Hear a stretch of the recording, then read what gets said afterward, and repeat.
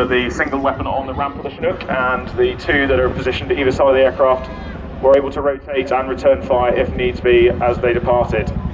Smitty's now got that nose down, and he's going to enter a 405-degree spiral, closing back down towards the ocean to pass in front of you one more time. Look at all the boats out there, look at it.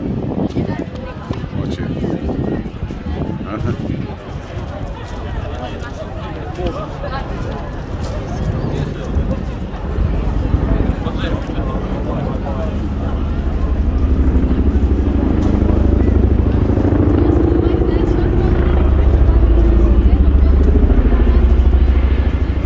Getting plenty of blade slap off that aircraft today.